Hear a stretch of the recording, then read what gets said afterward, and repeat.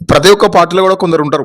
పార్టీని ఏ విధంగా కింది దానది ఒక్కాలా, పార్టీ పరువు తీయనీకి కొందరేమో కష్టపడి పార్టీని పైకి తెస్తా ఉంటే, ఇంకొందరేమో దాన్ని కాళ్ళు పట్టుకొని కిందికి లాగే ప్రయత్నం చేస్తా ఉంటారు. వాళ్ళు చేసిన పనుల వల్ల పార్టీ పరువు పోతది.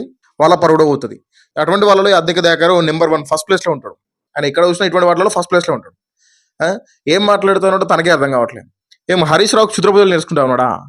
తెలంగాణలో వర్షాలు పడదని చెప్పేసి క్షుద్ర పూజలు నేర్చుకొని తెలంగాణలో వర్షాలు రాకుండా ఆపుతా ఉన్నాడా? అరే నిజంగానే అంత పంచభూతాలను కంట్రోల్ చేసేటువంటి పూజలతోని చేయించుకుంటే, నేను తెలంగాణకు సీఎం కావాలా? లేకుంటే భారతదేశానికి పీఎం కావాలా అని చెప్పి కోరుకుంటాడు తప్ప, ఈ వర్షాలు పడొద్దు, ఎండలు ఎక్కువ కొట్టాలా, మా ఇంటికాడనే వర్షం పడాలా, అద్దెకి దగ్గర ఇంటికాడ ఎండ కొట్టాలని చెప్పి మొక్కుతారేంది? మినిమం కొంచెమన్నా కామన్ సెన్స్ లేదా? ఆ! అయినా నీకేం తెలుస్తది దేవుళ్ళ గురించి, పూజల గురించి? నువ్వెప్పుడన్నా గుడికెళ్ళిన మొఖమేనా నీదెప్పుడన్నా? ఆ!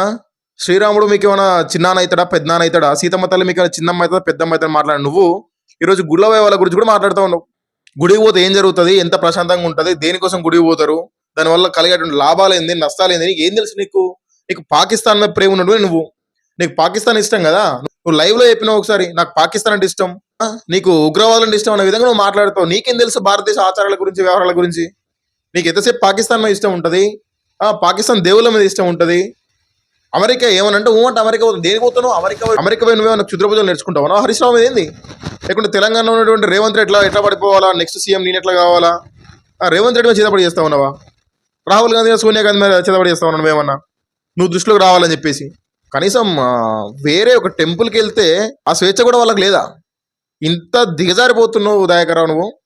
అద్దంకి దయాకరు ఇప్పుడు కాదు, ఫస్ట్ నుంచి కూడా పాపం ఏదో రేవంత్ రెడ్డి కష్టపడి చచ్చిపోతున్నటువంటి కాంగ్రెస్ ని తెలంగాణలో నిలబెట్టేది అనుకుని నీళ్లు పోసి చిన్న మొక్కను కాస్త వృక్షంలోకి వేసి ఈరోజు సీఎంఏ కూర్చున్నాడు. ఇలాంటి అద్దైక దయాకర్ రావు లాంటి వాళ్ళు మాట్లాడడం వల్ల ఈ ఉన్నటువంటి తెలంగాణలో ఉన్నటువంటి కాంగ్రెస్ పరువు మొత్తం ఏదట్టున్నాయా? నీకు ఒకవేళ నీ దగ్గర నిజంగా సబ్జెక్ట్ ఉంటే సబ్జెక్ట్ మాట్లాడు. అద్దంకి దయాకర్ మాట్లాడితే ఏదైనా కూడా స్పష్టంగా ఉంటుందట, నిజాయితీగా ఉంటుందట. ఏం నిజాయితీగా ఉంటుంది? నిజం, నువ్వు నిజాయితీగానే చాలా మాట్లాడుతావు. నీకు పాకిస్తాన్ ప్రేమ ఉందన్న విషయం నువ్వు లైవ్ లో చెప్తా ఉంటావు భయపడకుండా. ఏం చేస్తారు ఈ తెలంగాణ వాళ్ళని చెప్పేసి, ఏం చేస్తారు ఈ భారతీయులు అని చెప్పేసి. శత్రుదేశం మీద నీకు ప్రేమ ఉంటుంది. హిందూ దేవి దేవతలని గౌరవం ఉండదు. రాముడు నీకు చిన్నాన్న పెద్దనాన్న అవుతాడా, సీతమ్మ నీకు చిన్నమ్మ పెద్దమ్మ అవుతా అని చెప్పి మాట్లాడు. నువ్వు ఈరోజు దేవాలయాలకు వెళ్ళి దర్శనం చేసుకున్న వాళ్ళ గురించి కూడా, హరీష్ రావు గారి గురించి కూడా నువ్వు మాట్లాడుతున్నావు. ఈరోజు హరీష్ రావు గారికి నీకు ఏమైనా పొంతనుందా? ఏమన్నా పోల్చుకోనికైనా పొంతనుందా? ఆయనే స్థాయి ఎక్కడ, నీ స్థాయి ఎక్కడ? ఆయన 2 సార్లు మాజీ మంత్రి, నీటిపారుదల శాఖ మంత్రి చేసిండు. అద్భుతమైనటువంటి ప్రణాళికలు చేసిండు. తెలంగాణ రాష్ట్ర ప్రజలకు నీటిపారుదల గురించి, ఈ నీటిని ఏ విధంగా సరఫరా చేయాలని చెప్పేసి అద్భుతమైన ప్రణాళిక చేసినటువంటి వ్యక్తి తను. కేసీఆర్ గారితో కలిసి కాళేశ్వరం ప్రాజెక్టులో ఇన్వాల్వ్ అయ్యి కొన్ని లక్షల ఎకరాలకు సాగునీటి కోసం చెప్పేసి ప్రాజెక్ట్ కట్టినటువంటి వ్యక్తి తను. అనేక ప్రాజెక్టులు చేసి ఉంటాను నీటిపారుదల శాఖ మంత్రి ఉన్నప్పుడు. నువ్వేం చేసావు? నువ్వు మినిస్టర్ అయినావా? లేకుంటే నువ్వు ఎట్ ఏ టైం ఒక ఎమ్మెల్యే అయినావా? ఏమైనావు? ఏమి లేక నామినేటెడ్ పోస్ట్ ఒకటి నీకు ఎమ్మెల్సీ ఇచ్చింది తప్ప నీకు ఏం టాలెంట్ ఉన్నది? నువ్వు కూడా ఈరోజు హరీష్ రావును విమర్శించబట్టే. విమర్శించు, రాజకీయంగా ఇంత విమర్శించవచ్చు. అంతేగాని క్షుద్ర పూజలు నేర్చుకుంటాడు, తెలంగాణకు వర్షాలు పడకుండా చేస్తాడు, తెలంగాణకు అన్యాయం చేస్తాడు. ఏం అన్యాయం చేస్తున్నాడు? హరీష్ రావు గారు కూడా ఎన్నో చేసిరాడు. డైరెక్ట్ జైల్లో కూడా పంపిరాడు. దేనికి? ఏం చేశారు? మీరు ఏమన్నా క్షుద్ర పూజలు చేస్తున్నా అని చెప్పేసి మిమ్మల్ని జైలుకు పంపిరా? అట్లా అనుకుంటే ఫస్ట్ క్షుద్ర పూజ హరీష్ రావు నీవేనే చేస్తాడు. ఇటువంటి ఎలిగేషన్ చేసినందుకు ఒకవేళ అది నిజమే ఉంటే ఫస్ట్ నీవేనే చేస్తాడు.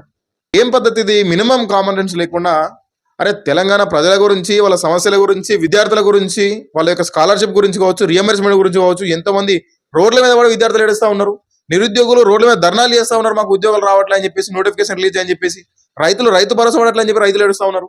ఇవన్నీ పక్క పెట్టేసి క్షుద్ర పూజలు, మంత్రాలు నేర్చుకుంటారు. ఏం మంత్రాలు నేర్చుకొని ఏమైంది తెలంగాణకి? మంత్రాలు నేర్చుకునే ప్రూఫ్స్ ఉన్నాయి, చూపించు ఒకసారి.